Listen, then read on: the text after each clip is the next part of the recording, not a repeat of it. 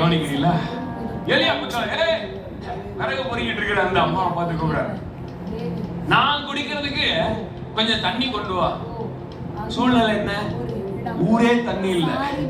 கவனிக்கிறீங்களா? தேசத்துல மழையே இல்ல. இவரு தைரியமா அந்த வீட்டுல போய் கேட்க, ஏற்கனவே கேரித்துல இருக்கிற தண்ணியே வத்தி போயிடுச்சுன்னா கத்தர் இங்க அனுப்பிச்சிருக்காருன்னா இங்க சாரிபாத் உடுப்புக்கு அனுப்பிச்சிருக்கிறார். சொல்றாரு, நான் குடிக்கிறதுக்கு கொஞ்சம் தண்ணி கொண்டு வா. அந்த சாரிபாத் அம்மா கேட்டு, யாரா இவரு திடீர்னு வந்து அவன் நான் குடிக்கிறதுக்கு தண்ணி கொண்டு வான்னு என்ன பார்த்து கேட்கிறாரு. சரி அப்படின்னு அடுத்த வசனத்தை பாருங்க. உடனே அவள் பதில் சொல்ல, கொண்டு வர அவள் போகிற போது அவன் அவளை, சரி தண்ணி தானே கேட்கிறாரு, நம்மளுக்கு இருக்கிற கொஞ்சம் தண்ணியாவது அட்லீஸ்ட் எடுத்து கொடுப்போன்னு உள்ள போற. ஒரு நல்ல ஆமே தாழ்மை உள்ள ஒரு சகோதரி. ஆமே உள்ள போனா அவளை நோக்கி போயிட்டே இருக்கும்போது, ஒரு நிமிஷம் இல்லை அப்படின்னு சொல்லிட்டு அவர் சொல்றாரு, கொஞ்சம் அப்பமும் உன் கையில எனக்கு கொண்டு வா, கொஞ்சம் அப்பம் உங்களை சுட்டி எடுத்துட்டு வா அப்படின்னு சொல்றாரு. இவர் யாரு? இவரு திடீர்னு வந்துட்டு என்ன பார்த்து என்ன சொல்லிட்டு இருக்காரு? கொஞ்சம் அப்பத்தை கொண்டு வான்னா சொல்லிட்டு இருக்காரு. என் சூழ்நிலை என்னன்னு தெரியுமா இவருக்கு? அப்படிலாம் சொல்ல. அடுத்து பாருங்க அவன் என்ன சொல்ற தெரியுமா? அதற்கு அவள், ஐயா, பானையில் ஒரு பிடி மாவும் கலயத்தில் கொஞ்சம் எண்ணெயுமே அல்லாமல் என்னிடத்தில் ஒரு அடையும் இல்லை என்று உம்முடைய தேவனாகிய கர்த்தருடைய ஜீவனை கொண்டு சொல்லுகிறேன். இதோ நானும் என் குமாரனும் சாப்பிட்டு செத்து போக அதை எனக்கும் அவனுக்கும் ஆயத்தப்படுத்துகிறதற்கு 2 விறகு பொறுக்கிறேன். அவருடைய சூழ்நிலையை எக்ஸ்பிளைன் பண்றான். நெக்ஸ்ட் போடுங்க.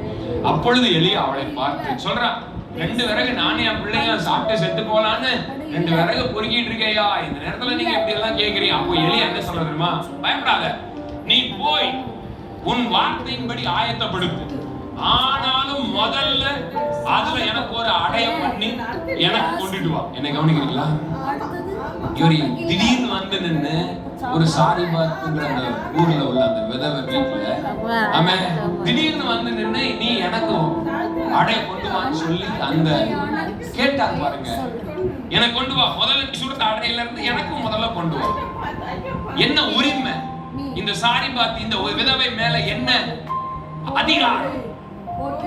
இந்த இடத்தில் தான் சப்மிசிவா அவள் அந்த எலியாவிற்கு அவனுடைய ஆளாய், அவனுடைய ஒரு ஃபேமிலியா, அவனுடைய அத்தாரிட்டிக்கு உட்பட்ட ஒரு ஃபேமிலியா இந்த ஃபேமிலி வந்துச்சு பாருங்க.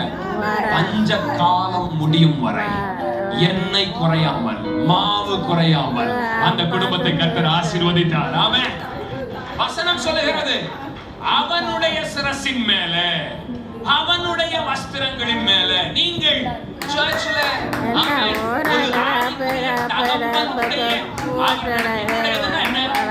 என்னுடைய என்ன கவனிக்கிறீங்களா? என்னுடையதான். நான் இங்கேயும் அங்கேயும் இது என்னுடைய இருக்கீங்களா?